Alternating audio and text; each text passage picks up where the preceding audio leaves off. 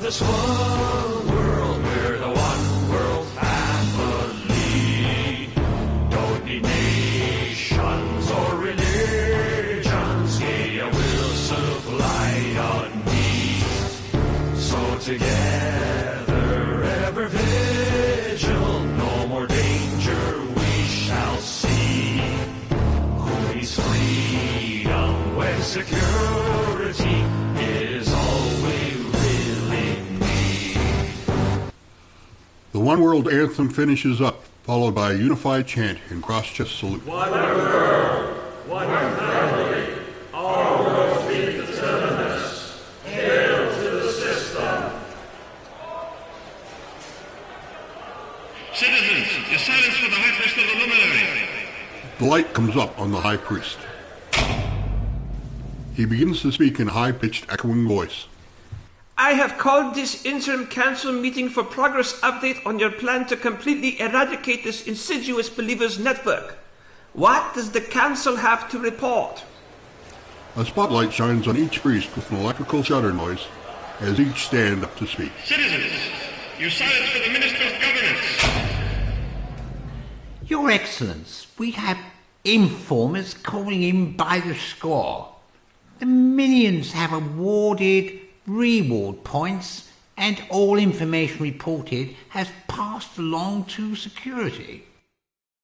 Yes, very good. Hail!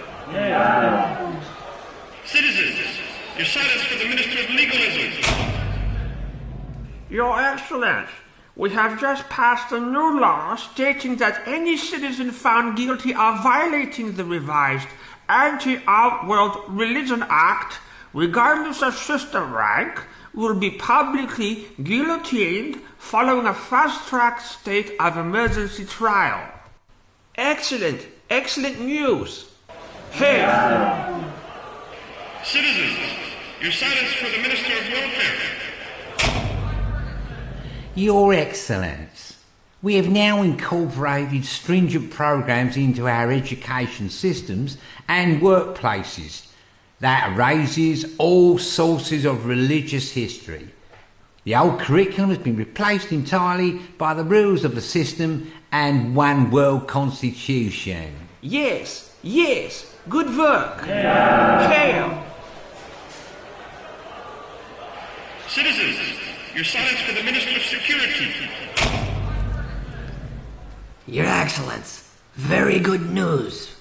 We have located and arrested the entire family at the head of the Underground Believers Church Network. As I speak, Emily, Christian, and Faith Haddon are in custody and under interrogation. They are scheduled for a fastback trial tomorrow. We've gone even deeper, Your Excellence. There are high-ranking officials in the system amongst us, as I speak, who are believers. We have no choice but to expose them. The evidence is clear.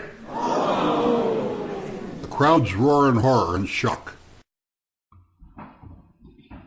Police rush to the podium and arrest the Minister of Governance and take him away after removing his robes. Excellent work, Minister. You have done exceedingly well. You will replace that traitor immediately as governor of the system. Who do you nominate as your replacement as Minister of Security? Thank you, Your Excellency. I hereby nominate Jude Jaroslav from my intelligence department as my successor to the Ministry of Security. So be it. Jude appears at the vacated high chair, and helpers dress him in the robes taken from the deposed minister. Damon then exchanges robes with Jude. It is done. There is a mass chant of approval in unison. Each of the two remaining priests come down from their high chairs and line up with Damon and Jude. An assistant places a blindfold on each priest. The music begins as they once again salute the crowd. Damon salutes alone this time.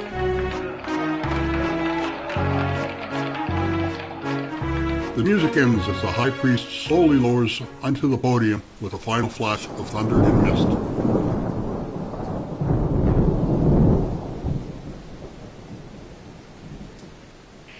This council is adjourned. Hail the luminary.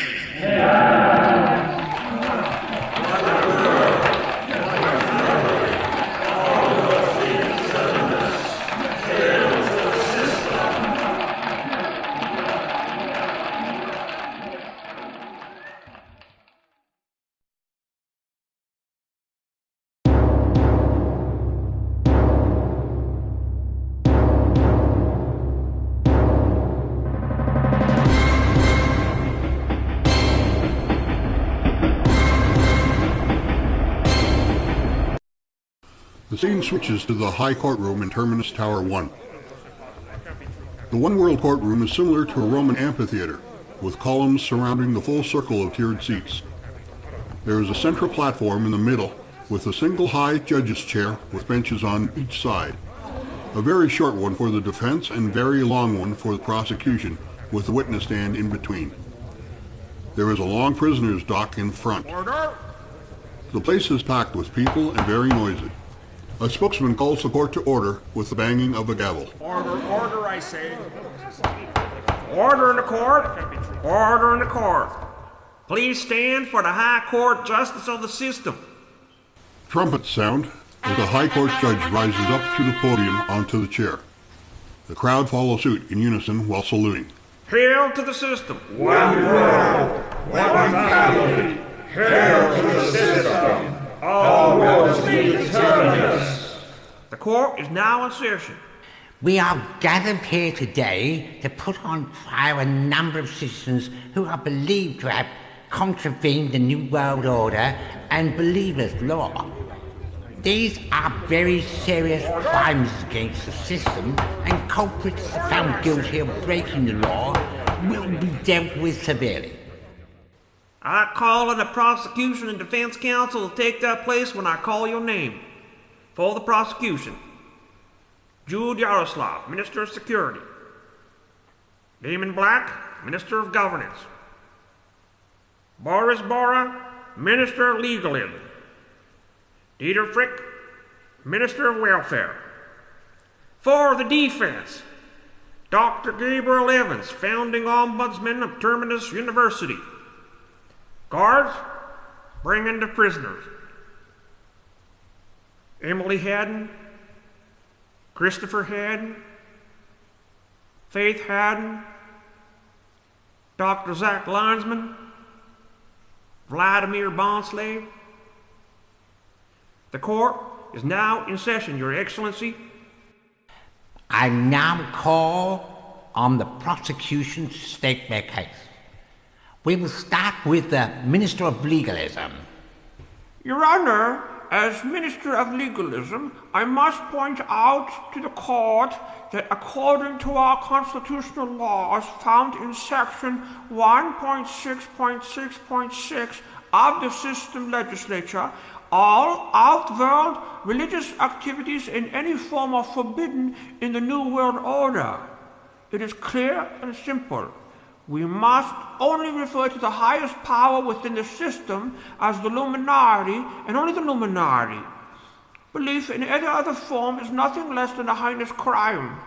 Those involved in outworld believers' activities are clearly enemies of the system and its citizens. They must therefore be branded heretics and dissenters and eradicated from the system. I rest my case. Thank you, Your Honor. Very good. Will the Minister of Security please present his case against the accused? Thank you, Your Honor. Good citizens of Terminus and New World Order of Americas. The accused you see standing before you are clearly enemies of our great system. There is a mountain of evidence against them. Good citizens, it is the responsibility you and you alone to decide their fate. Suspect number 1. Emily Haddon, founder and leader of the Christian Underground Church of America. Please stand up, Emily. Is this true? Yes. So you actually admit to this? Yes. This is too easy. You're signing your own death warrant, my dear woman. Objection, Your Honor. This is clearly an attempt to mock and humiliate the accused and her personal faith. The defense must surely allow the accused to present her case. Mrs. Haddon, please give your response to the court. System police arrested my husband 17 years ago for simply telling a fellow worker that his faith was in God and not in human beings. That night, after returning home and putting our children to bed, the police came to our apartment and took him away. We never saw him again in spite of hundreds of inquiries. No reason was ever given to me for his disappearance. I have brought my children up alone, and our beliefs in God have got us through. We have always shared our beliefs, so many others joined our meetings, which grew in numbers over the years to a national network. I have no regrets. Are you a good friend of the Haddon family, Mr. Evans? This is correct, sir. Then I can safely assume you know the whole family? Yes. Well, well, my good friend, then you are an accomplice in all of this. After the police raid led by Damon Black, Emily and friends were arrested. Chris and his wife Hope managed to escape. Their good church member Buddy betrayed the meeting for system points. Such a joke, a testimony to your so-called faith work. What God would stand behind such foolishness or allow that to happen? Faith or no faith, it would be madness for any human being to claim that humans created the universe and all the things we see around us. If there is anybody here today who would have to deny this, stand up now and present their arguments to court. Well, who will it be? As I thought, no one. Objection, Your Honor. This man is one of them. A traitor to the system. I'm not convinced that he even has the system mark on his right hand or forehead. Do you have one, Mr. Evans? As you may know, my father was a founding member of the system, and as a direct descendant, I am not required to bear the mark. This also applies to all inner party members here today. No mark or accountability for the elite. He must be marked and tried as a traitor. Not anymore. This man is clearly a heretic, Your Excellency. He has obviously violated his legacy as founding family of the system by choosing to become an outworld believer living in immunity. I am entitled to passive believers' rights according to the rules of the Elite Peace Act for all descendants of the inner party founders. Am I not, Your Excellency? Objection, Your Excellency. He has lost that privilege by actively supporting these believers that you see before you. Are you not a believer, Dr. Evans? I am, sir, and as a passive member of the systems in a party, I remain an intercessor for change. I am fortunate to remain immune and continue with my work as a believer. These people are innocent of all crime, sir. This is outrageous, Your Excellency. The system must revoke this law of immunity. Silence. It was written that believers in the inner party and their ancestors could continue to believe. This law is under review as we speak, due to the seriousness of activities carried out against the system by your predecessor. Belief is one thing, activities against the system is another. May I interject, Your Excellency? The law protecting passive believers with inner party immunity has been removed from the legal system as of yesterday's incident at the Senate. An investigation of party members suspected of being believers is underway as I speak. Excellent work. All prisoners are found guilty as charged, including the former Minister of Legalism, and not to forget Dr. Evans, whose immunity is now void. All immunity privileges are hereby eliminated under the revised law of the system concerning passive beliefs. A new trial will be opened for Dr. Evans I hereby sanction public execution of the prisoners by guillotine tomorrow morning at 7 a.m. Let this be an example to future would-be enemies of the system. All citizens attending tomorrow's executions will be awarded an unprecedented 144,000 people's points as a bonus. So be it. The court is adjourned. Hail to the system! All will be terminus! Your Excellency, Dr. Evans has vanished! Impossible! Find him now!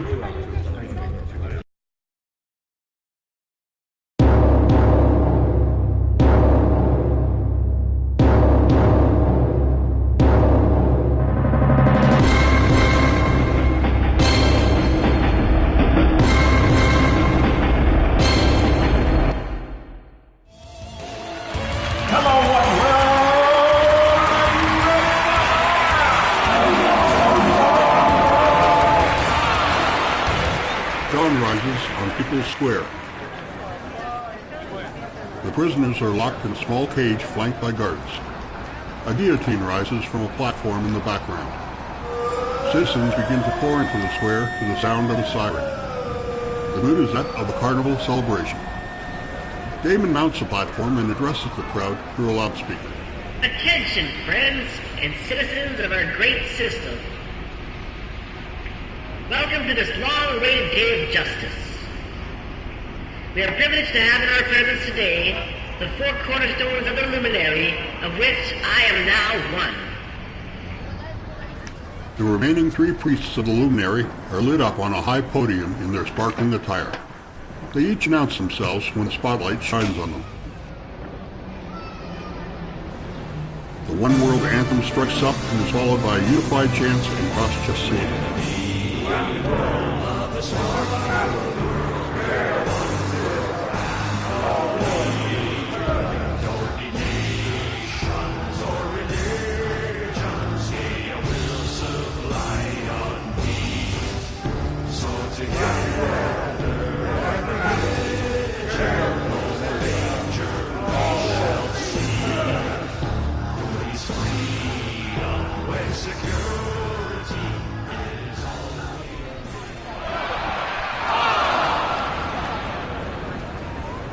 Cheers and applause die down as a light comes up on Damon. This is a momentous event for the system, my friends. Here tonight are those found guilty of crimes that undermine the very fabric of our society. Outworld believers in a God that does not exist, heretics and apostates of the system deserving the death penalty for continuing a blind faith that has no basis in our Constitution and laws. In this very hour, we will purge them from the system for good and finally close down their insidious underground networks. However, the execution of Mr. Christopher Haddon will be deferred pending further interrogation at Terminus Intelligence HQ. And now, the names of the traitors to be terminated from the system. The door of the cage is opened, and as their names are called out, they are led to the steps of the guillotine, where their hands are tied and a blindfold placed over their eyes. Emily Haddon, Christopher Haddon, Faith Haddon, Dr. Zachary Linesman, Vladimir Bonsley. The execution takes place, and Chris cries out as the first blade falls. Murderer, I will die with them.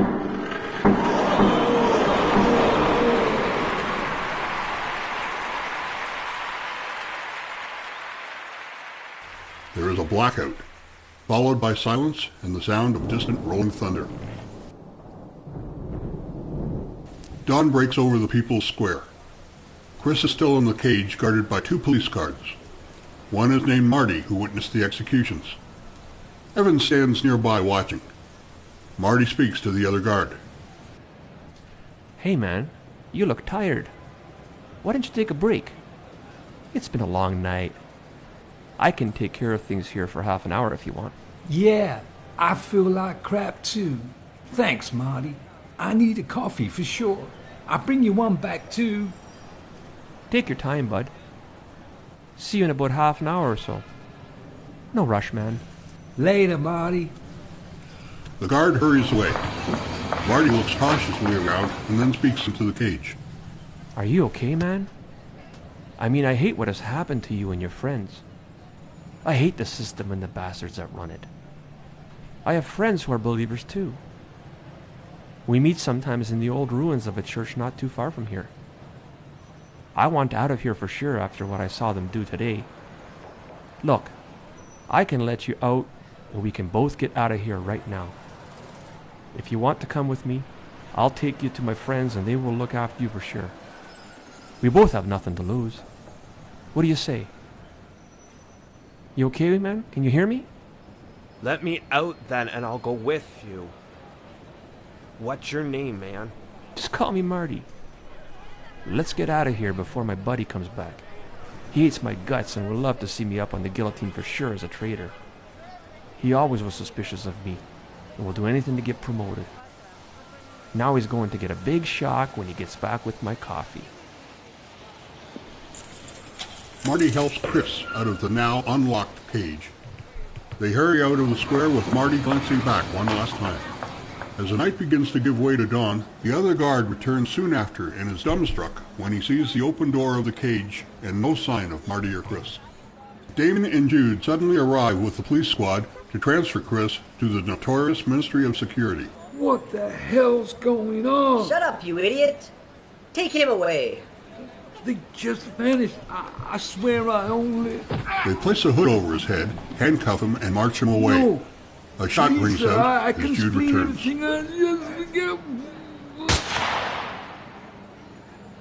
Well, Mr. Haddon, my very fine friend, I'm going to hunt you down like a dog and eliminate you if it's the last thing I ever do. Just like all the other outworld believers I have purged from my beautiful system. Imitating a gun being cocked and pulled, an imaginary trigger with fingers and blows away the smoke, Damon gives out a demonic laugh, like that of a madman. Jude returns brandishing a gun. That takes care of the incompetent fool. The other guard was Martin Melnick. Looks like he defected with Haddon after setting him free. I had my suspicions about him for a long time of being a believer. I have had him under surveillance for some time, just waiting for a phone call from my operative who has been following Melnick for the last few days. Damon looks at Jude with surprise. I think my guy knows where he meets his friends. We can go there now and bust a whole lot of them. If my hunch is right, that's exactly where he'll be taking Haddon as we speak. Damon, pulling out a gun, says, Let's go hunting. Believers are in season again. Shoot to kill this time.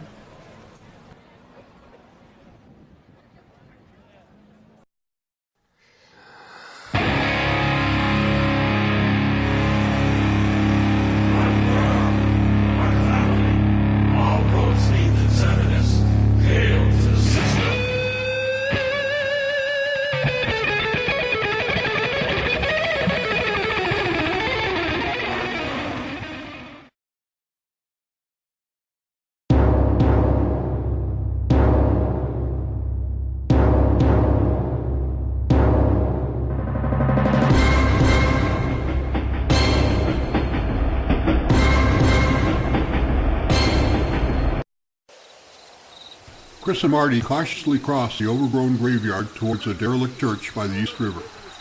There is a side door at the vestry. Marty signals to Chris to stay down while he goes over to the door and keys in an entry code on the door lock. He looks around, opens the door, and beckons Chris to follow him inside. The vestry has high windows. There are some old benches and miscellaneous furniture, a long table, chairs, and several candles. There is a pulpit with a large Bible on the lectern. Marty lights a candle which illuminates the room. He sits down at the table. Sit down, Chris. You must be hungry and thirsty by now after spending the night in the cage.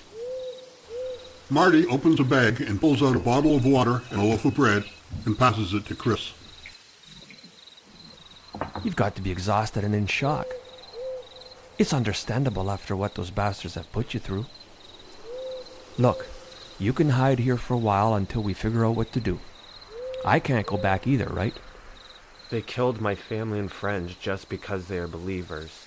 Escape is one thing, revenge is another. Even if we get to Zion, how can I live with the memory of what has happened? What's the point? There is a sound at the door. Chris stands up. Take it easy, buddy. It's all okay. Just my friends arriving. We meet here 3 times a week. They hate the system like you do. Marty's friends enter. They greet and embrace.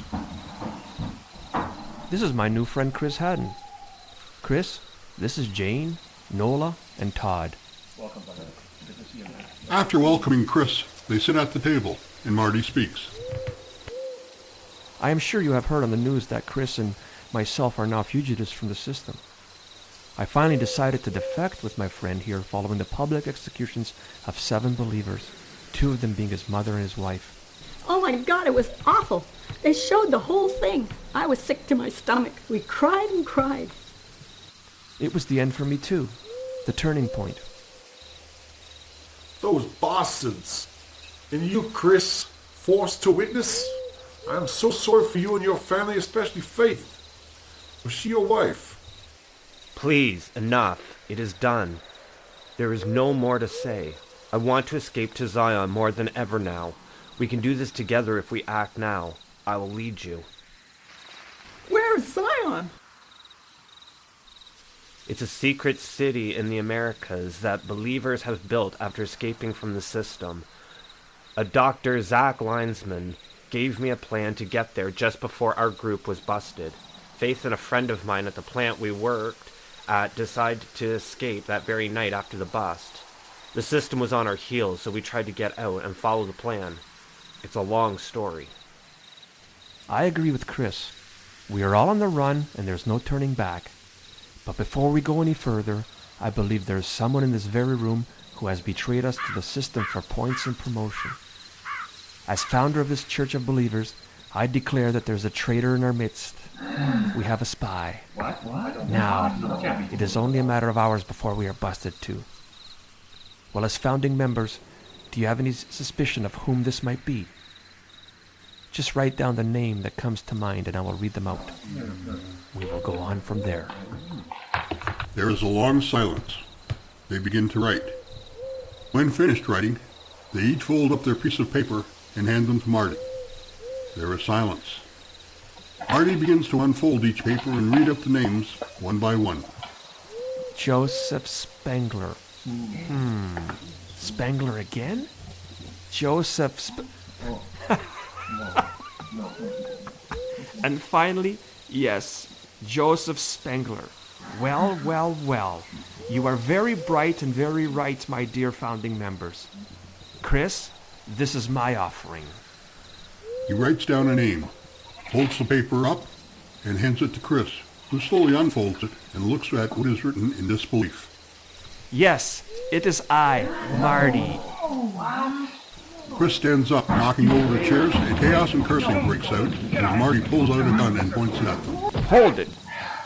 You are all under arrest in the name of the system. Hands in the air, please, and shut your mouths. Ha! So you guessed that Joseph did not fit in here, but you never thought he was actually working for me. You're smart, but you never suspected me. Chris lunges across the table and grabs Marty's gun. The system guards, led by Damon, burst into the vestry and overpower the founders. There is a scuffle, and shots ring out as Chris breaks free and escapes through the church doors across the graveyard with Damon in pursuit. They exchange fire and take cover behind gravestones and trees. You are my trophy, Mr. Haddon. Surrender to me, and I will let you live in the system again, with my personal pardon. You are a lying, murdering bastard, and I would rather die than be pardoned by scum like you. Ha! That's the spirit, Chris. I love a challenge. You are my trophy, my ticket to the top, dead or alive. Come and get me, you murderer. Chris breaks for the pathway by the East River, exchanging fire on the run. His gun has finally run out of bullets as it clicks, and he throws it away and heads for the river. Gunshots ring out as Chris dives into the East River with a pause and a final splash. Eamon runs to the river's edge and fires a shot just as his gun runs out of bullets. He curses and throws the gun into the river and shouts out, "You will never make it, my friend. You're a dead man." Eamon's men catch up with him and he gives them an order. Dispatch all river patrol boats to look for swimmer leaving from Riverside Church ruin. Get me a chopper to pick me up here and take me to Old Zion. Now!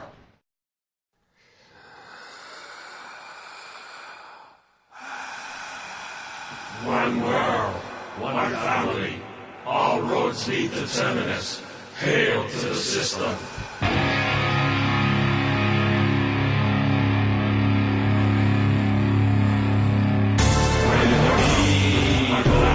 This war, and we're the one hail family. Don't need nations or religions. Yeah, we'll supply our needs. Also together, ever vigil. No more danger we shall see. Who needs freedom when security is always listening? One world, one family, that's what you promised us. One world,